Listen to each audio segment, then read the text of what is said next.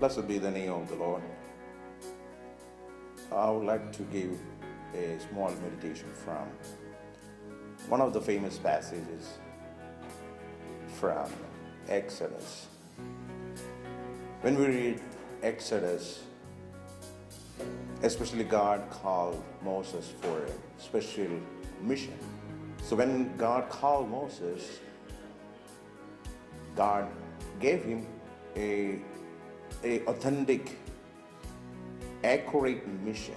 God told him, Moses, I'm going to send you to Egypt, to Pharaoh and the people of Israel. I'm going to use you. I'm going to make you as a person, an outstanding leader to deliver people from the bondage of Mitzrayim, the bondage of slavery. So when God called Moses, each and every day the message was very clear. So after having such a great call and having such great mission, Moses went to Egypt and started to talk to people. So every day when Moses meet people or when he meet Pharaoh, he had a specific message. He knew what's going to happen. So when we read Exodus chapter 14, there the scenario was a little bit different. As usual, God started to talk to Moses. God said to Moses, "Hey Moses, today I'm going to gain honor over Pharaoh and the whole army of Israel." So from that words, it's very hard to understand what God is going to do. He's specifying, he's saying, I'm going to gain honor over the Egyptians' army. But no, he doesn't know. But Moses, the message was not accurate. So how God is going to do it? But anyway, God told him, I'm going to honor myself. I'm going to show who am I. Then Moses went to the people of Israel and told them, this is what God told me. Let's go, let's move forward. God is going to honor himself over Egyptians' army as well as over Pharaoh. So then they move forward. So all of a sudden, when we read the next verses, God hardened the heart of Pharaoh and he started follow the children of Israel. So when the children of Israel look backward, they have seen the mighty army of Egypt. So they were terrified. The people of Israel were terrified and they start to murmur. They start to talk against Moses and started complaining to Moses, hey, what's going on? Why did you bring us to this wilderness since we do have a lot of graveyard in Egypt? So instead of dying in the wilderness, it is much better to die back in Egypt. The promise of God to the people of Israel was not to die in the wilderness. Rather, God told to Moses, I'm going to take you and the entire people of Israel, the entire generation, to the promised land. So that is a promise. But unfortunately, when people had a little bit of hard time and people heard a message which doesn't have much clarity, they had doubted. They said, what's going on? Why we are here? There is no way ahead of us. There is a huge sea. Ahead of us, it's a sea, and behind us, the enemies are coming after us. It's going to be a very terrible situation. So they forgot everything what happened in the past. God shown numerous miracles, wonders, but still they cannot. They are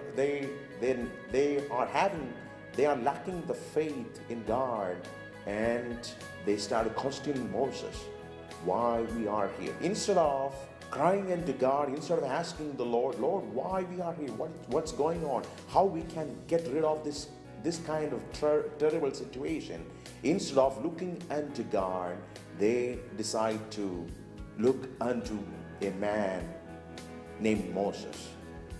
So the Bible is very clear. When we read 14 chapter 10, it's very clear they start to question and argue against Moses. So Moses was almost helpless. He doesn't know what to do.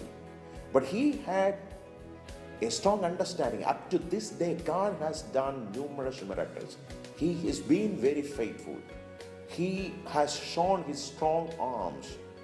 He has done such great miracles and outstanding wonders, and he delivered the people of Israel from such strong bondages. So he had such confidence and said, hey, this is not going to be. And even though the message is not clear, he had better understanding. God is going to do something supernatural. So then Moses, the Bible says, verse 13, Moses said, be strong and courageous. Why you are afraid? Why you are terrified? Why you people are making the situation terrified? Trust in God. Believe in God. Don't afraid. God is moving such an awesome way. You are going to see an outstanding miracle you never see in your life. The enemy which is following you, the enemies of Israel, they cannot touch us. You will not see the same enemy again. God is going to move such a great way. So why Moses has taken such strong stand while people, even though the entire nation, the entire group of people stood against him? There is only one reason. The people never maybe heard the voice of God directly. But Moses, yes, he heard the voice of God. With his own ears, he heard the sound calling him Moses, Moses. He heard the voice of God. He has seen the presence of God. He has experienced the wonderful presence of God. He had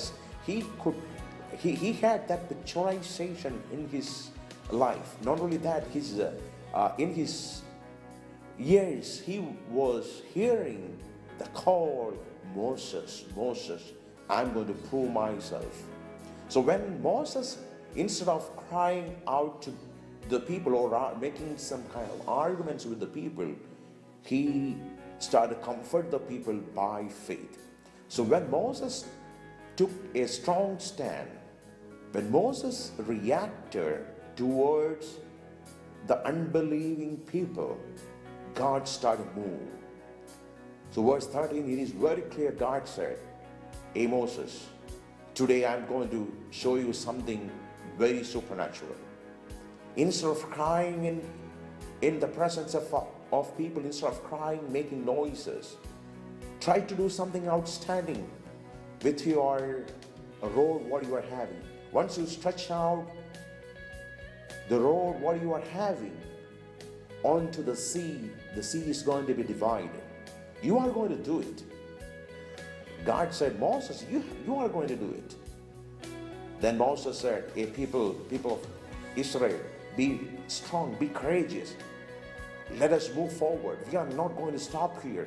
I know the situation is not favorable to us. So the enemies of Israel are coming after us. But today God is going to show who He is. He's going to honor Himself. He's going to show the enemies of Israel who He is.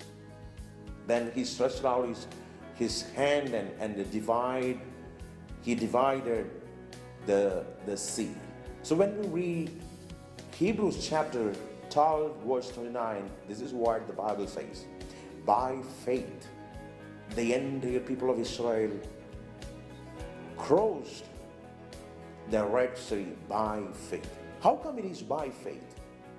You know, when we read that passage, you may be thinking, oh, it was very easy, just walk through the dry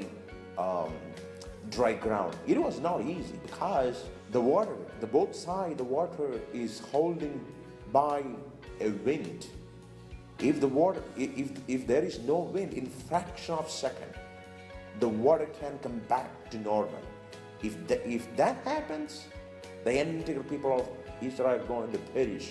So even though they were seeing dry land at the same time, they could see the water without any physical wall. There were no walls. There were no physical walls.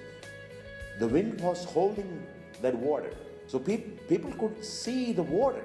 People cannot see the wall.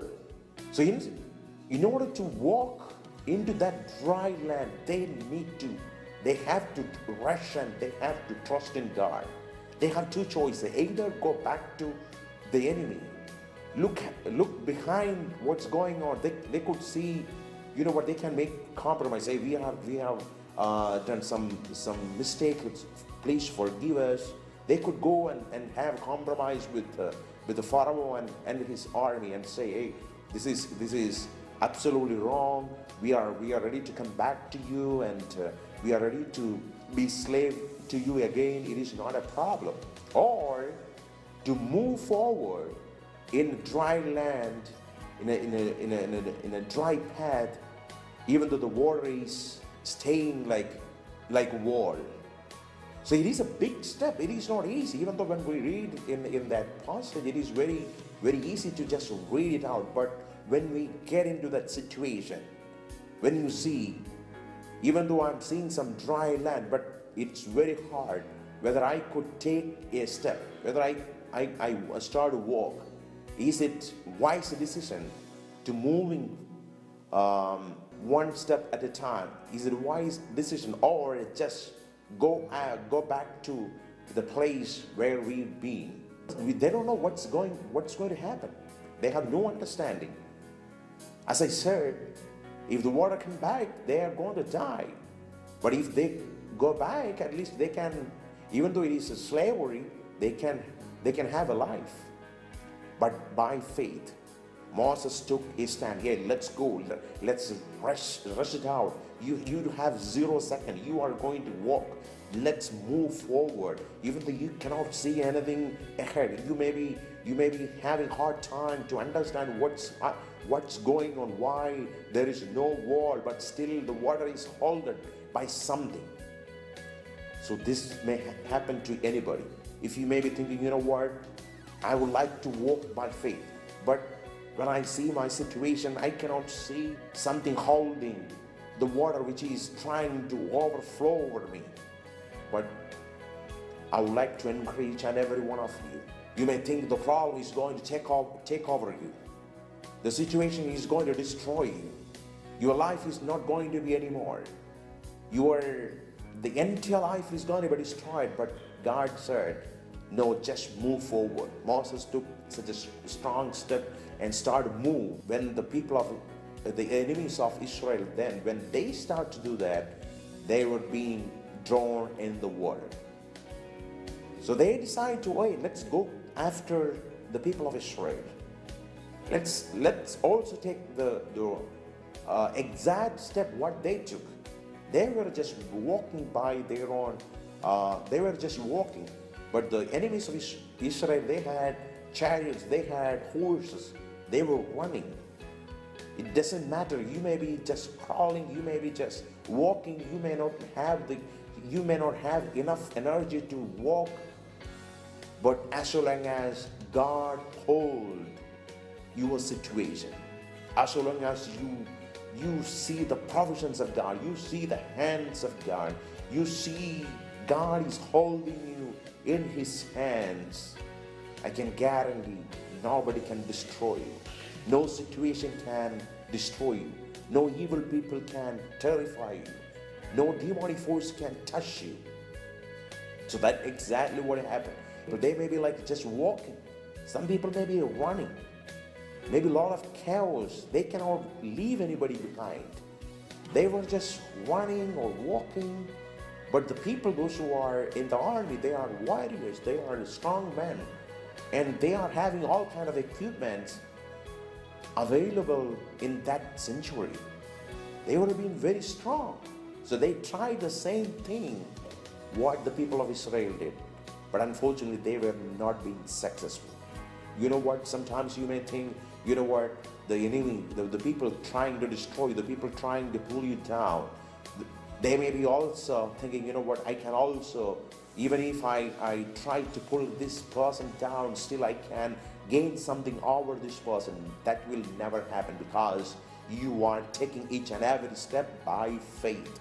Having faith in God and say, Lord, it doesn't matter what kind of situation it is. I know you are holding me. You are walking aside of me. You are walking in my left side. Your presence is at my right side. Your angels are walking ahead of me. Your supernatural power is present and visible behind me, so that the enemy cannot touch me. You know what it is? It is very hard. When we read the next verses, especially 21, starting from 21 onwards, this is what the Bible says. God decided to look into the enemy's camp from the pillar of fire. And by looking, he did not do anything. God did not do anything. He just looked into the enemies of Israel. And this is what the Bible says. After looking into them, God terrified. God gave them a hard time. They were not able to move forward. Their chariots were not able to move. They started to sink in the water. So even though in natural world they were strong, but in the eyes of God, they were not able to survive. So my dear brothers and sisters, if you look behind what's going on, if you think about the people, those who are trying to pull you down, trying to oppress you, you may be thinking they are having everything. They are going to gain. But that is not going to happen. Even though you have nothing, as long as you trust in God, as long as you believe in God, sometimes you may be having hard time to understand His message. Sometimes the message may not be very clear. Sometimes God may just put some things in suspense. He may be expecting us to walk in faith. Always don't expect God is going to give us the clarity, the exact message all the time. Sometimes He's just expecting us to walk, having trust in God and walk by faith. But still He's our God, and He's able to do outstanding things beyond our expectation and imagination, beyond the imagination of the people who are trying to destroy your life, into your career, into your family, into your ministry.